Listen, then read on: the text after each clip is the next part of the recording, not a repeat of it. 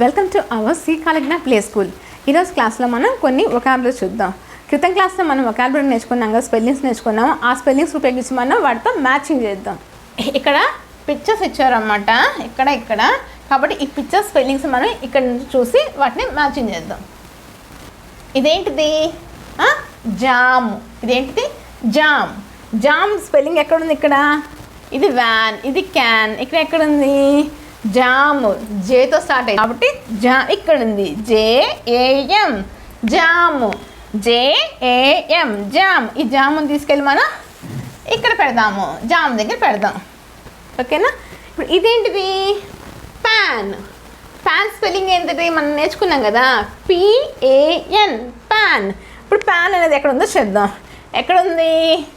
ఇక్కడ ఉంది. PAN pan. కాబట్టి మనం ఇక్కడికి తీసుకొద్దాం ప్యాన్ని. Very good. ఇదేంటిది?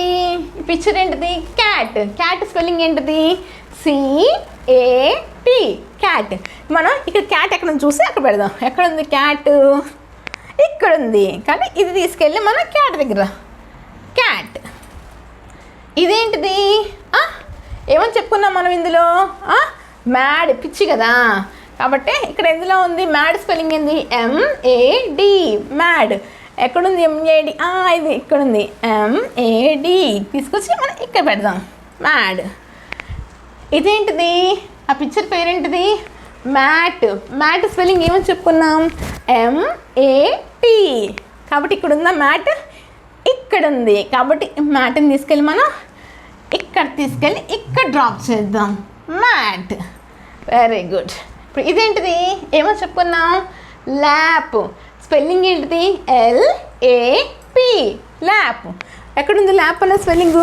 ఇక్కడ. ఇది కాదు. ల్యాప్ అనేది దేంతో స్టార్ట్ అవుతుంది? Lతో స్టార్ట్ అవుతుంది. కాబట్టి ఇది ఇక్కడ ఉంది. కాబట్టి దీన్ని ఇలా పట్టుకొని వెళ్ళి ఇక్కడ ఇలా పెడదాం. ల్యాప్. ఇప్పుడు చూడు, ఇదేంటిది?